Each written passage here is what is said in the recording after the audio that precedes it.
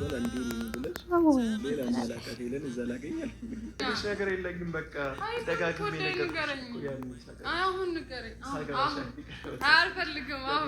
አሁን ንገረኝ።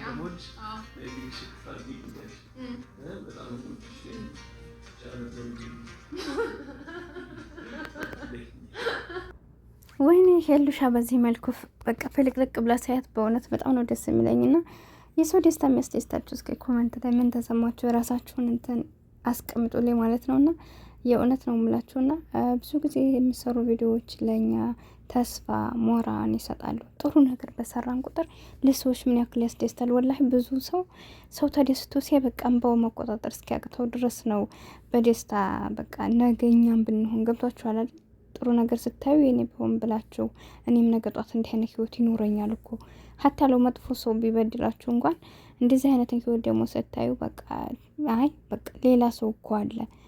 አንድ ሰው ጋር ተጣልተው ድጋሜ ሌላ ህይወት ውስጥ ጥሩ ደረጃ ወይም ደግሞ ጥሩ ህይወት ሲኖራቸው ማለት ነውና በቃ የሆነ ተስፋ ይኖራልና ሁልጊዜም በቻልነው አጋጣሚ ወደ ሰዎች የምናቀርበውን ነገር በመልካም ነገር ብናደርገው የተመረጠ ነው ማለት ነው። አሰላሙ አለይኩም ወራህመቱላሂ ወበረካቱ። ውድና የተከበራችሁ ቻናል ቤተሰቦች እንዴት ናችሁ? ደህና ናችሁ ወይ? እኔ ያለሁ አልሐምዱሊላህ። ለቻናል አዲስ ከሆናችሁ ላይክ፣ ሼር፣ ሰብ እያደረጋችሁ አበረታቱኝ። በዚሁ አጋጣሚ የቱ እንዲሁም ሌሎች ልጆች አላችሁ በወተት ሚዲያ ታቆይ ነበርና ያው ቻናሌ ወደ 11K ምናምን ገብቶ ነበርና ከዛ ያው ቻናል የምን አባታቸው እንዲያደርጉት አላውቅም አዘግተውብኝ ነው ማለት ነውና ወላሂ የት ላገኛችሁ እኔ መጨከን ሳይሆን ግን የት ላገኛችሁ ለኔ እኮ ነው ጥቅሙ እናንተ እንደውም ከጎኔ ብትሆኑልኝ ማለት ነው። ግን ማን ብዬ ልፈልጋችሁ ድጋሜ ወተት ሚዲያ ብዬ ከፈትኩኝ ግን ያንንም እንደዛው ዘጉብኝ ማለት ነው። ከዛ ሲዘጉብኝ ፕሮፋይሉንም ያንን አድርጌ ነበር በቃ እይተው ዝም ብሎ ነበረ።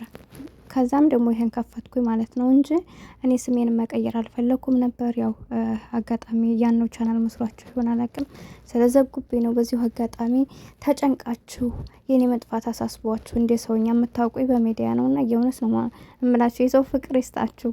ለካ ዩቲዩበሮች ወደው አይደለም በቃ ያላችሁን ስሜት ለተመልካቾች የሚገልጹት። እኔ ራሱ ወላሂ ለካ እኛ ምን ታያለ እንደ ነው ያልኩትና ሰዎች ብዙ ሰዎች ታፈላልጉኝ ያላችሁ በሌላም ሰው ይደርሰኛል እና ብዙ አጋጣሚ ብዙ ጊዜ እንድታቆኝ እያልኩኝ ወተት ሚዲያ የሚል ቻናል ነበረኝ እያልኩ ሰራለሁ። ያው ዛሬ ስላገኛችሁኝና ሀሳባችሁን ስለገለጻችሁልኝ ከልብ ነው ማመሰግነው። አላህ የሰው መውደድ ይስጣችሁ። በመቀጠል ያው በያላችሁበት አላህ ይጠብቃችሁ ወንድሞቼ ከልብ ነው ማመሰግነው። አገራችንን ሰላም ያደርግልኝ። እኔም መታችሁ ስለጠየቃችሁኝ በጣም ነው ደስ ያለኝ። ከልብ አመሰግናለሁ። ክበሩልኝ። አላህ ከክፉ ነገር ይጠብቃችሁ። እንግዲህ ቀጣይ ወደ ቪዲዮ ይመለሳለሁ። የሆነ ቃል ያጥረኛል። የሰው ልጅ ግዴታ ለሰው ልጅ ገንዘብ ወይ ሌላ ነገር አይደለም። ግን ደግሞ ሰው ሆናችሁ የሰው ልጅ ሲጠፋ እንደዚህ ማሰባችሁ በጣም ጥሩ ሰዎች አላችሁና መልካም ሰዎችን አላህ ሁሌም ጥሩ ነገር ይግጠማቸው። ለሰው መጥፎ የሚያስቡትንም ደግሞ አላህ ሂዳ ይስጣቸው ማለት ነው። እና እወዳችኋለሁ ውድ ጓደኞቼ። በመቀጠል ሄሉሻ እንግዲህ የእውነት ነው የምላችሁ እኔ ጥሩ ነገር ሳይ በጣም ያስደስተኛል። በተለይ ከአሁን በፊት የተበደሉ አይነት ሰዎች ድጋሜ ጥሩ ህይወት ሲሰጣቸው በጣም ነው የምደሰተው። እንዲሁም ደግሞ ለሌሎችም እንዲህ አይነት ህይወት ይኖራል ተስፋ አትቁረጡ እላለሁኝና በስደት ዓለም ላይ የምንኖር እህቶች አለን።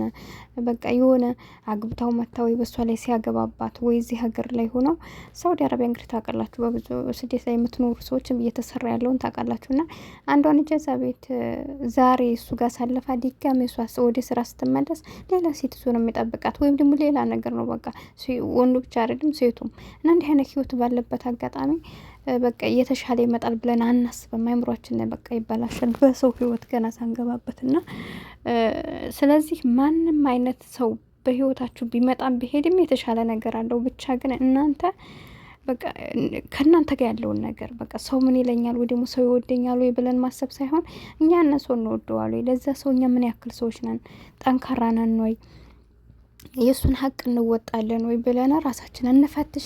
ራሳችን ንጹህ ከሆነ ወላሂ ሁሌም ቢሆን አላህ የተሻለ ነገር ይሰጠናል። ምናልባትም እኛ ዱዓ እናደርጋለን በህይወታችን አይደለ በቃ ለኛ የሚጠቅመን ከሆነ ወደኛ አቅርብልን፣ የኛ የማይጠቅም ከሆነ ደግሞ ካስባቸው በላዎች ተንኮሎች አውጣኝ እያልን ዱዓ እናደርጋለን አይደል? ማንኛውም ሰው ያደርጋል ይሄን ነገር። አንድ ሰው ሲቀርቡ የሚሆን ወደፊትም ህይወታችሁ መልካም ትመኛላችሁ። ስለዚህ ያደረግነው ዱዓ ልክ እኛ ያንን ሰው ዝም ብለን ውስጡን ሳናቅ በላው በመልኩ ወይ በአቋሙ እንወደውና ነገር ግን ያን ሰው ለእኛ የሚጎዳና አይነት ሰው ከሆነ አላህ ከኛ ያርቀዋል። ሲያረቅልና ባራቀው ሰዓት ለምን እናዝናለን? ለምን ተለየኝ ወይ የሆነ ነገር ይሰማናል በሰዓቱ ላይ። ነገር ግን ያ ነገር ያልፍና ሌላ የተሻለ ነገር ሲገጥመና አልሐምዱሊላህ ለካ ያነ ዱዓ ነው እንደዚህ ያደረሰን ለካ አይገባኝም ለኔ እኔ ለካ ለሱ የምገባው አይነት ሰው አይደለሁም። ለዛ ነው በቃ ከርካሽ ነገር እንኳን አወጣን ብለን እናመሰግናል። እና ይሄን ልላችሁ የፈለኩት እንግዲህ ሄሉሻ ከአሁን በፊት አይታችኋል ከናቴም ጋር ከእንዳልክም ጋር ህይወት ጀምራ ነበር። ከሁለታቸውም ደስ የሚል ጊዜ ነበር ያሳለፈችው። እሷ የዋህ ናት። ለምን ሰዎችን ስትቀርብ ከልብ ነው የምታፈቅረው እና ግን እናንተ ንጹህ ከሆናችሁ የተሻለ ታገኛላችሁ። እኔ በህይወቷ የሚመጡ ሰዎች አንድም መጥፎ ሰው አላየሁም። ልላችሁ የምፈልገው በአቋማቸው በአመለካከታቸው ጥሩ ናቸው። ነገር ግን በኋላ የሚለዩበት ምክንያት እንዳልኳችሁ ለሷ የተሻለ ነገር ስላለው ነው። ግን ደግሞ የምታፍርበትን ሰው ወደ ሚዲያ አታመጣም። አይታችኋል እንዳልክ ጋር ከተጣላችሁ ወዲህ ብዙ አይነት ወንዶች በህይወቷ መጥተው አግቢም እነሱም ጋር ስር እያሏት ብዙ ሰዎች መጥተው ነበር። ነገር ግን እያችሁ መታገል አለባችሁ። ምንም አይነት ቢሆን ከአንድ ህይወት ወጣም ብላችሁ አንድን ህይወት ለማስቀናት ወይ የሆነ ነገር ስህተት ውስጥ ከማትፈልጉት ሰው መግባት የለባችሁም። ተረጋጉ። ተረጋግታችሁ እናንተ የምትመርጡትን ልባችሁ የማያስደስተውን ነገር መግባት የለባችሁም። እና ሄሉሻ እንግዲህ ብዙ ሰዎችን አሳልፋለች። ይህ ልጅ ራሱ ሲመጣ ላይ አይታችኋል።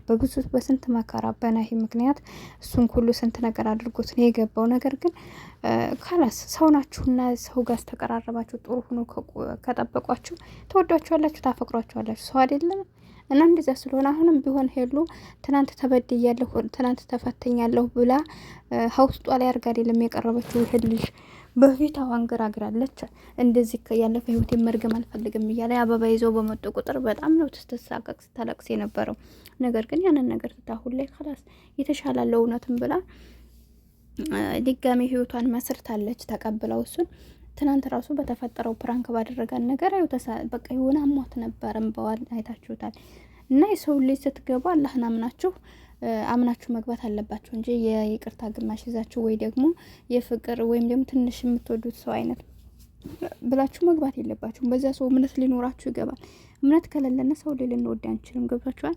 እኛ ሰዎችን ካልወደድንና ካላከበርናቸው ደግሞ እነዚያ ሰዎች ጋራ ጥርጣሬ ያላቸው እነዚያ ሰዎች ጋር ልትኖሩ አትችሉም። ብትኖሩ እንኳን ህይወታቸው የተመሰቃቀለ ነውና ከመግባታችሁ በፊት አስተውሉ።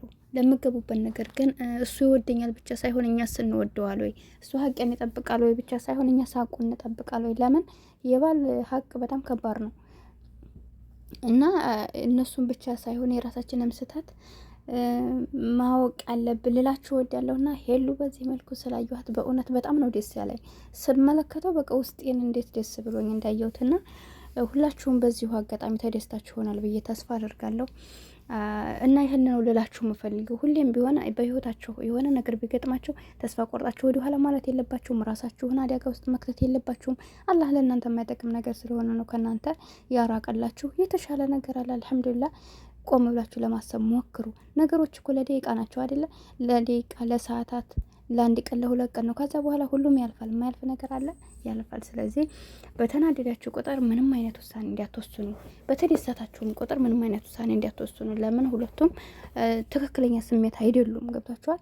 እና እወዳችኋለሁ፣ አከብራችኋለሁ። አሁንም ቻናሌ ላይክ ሰብ እያደረጋችሁ አብረታቱኝ። አሰላሙ አለይኩም።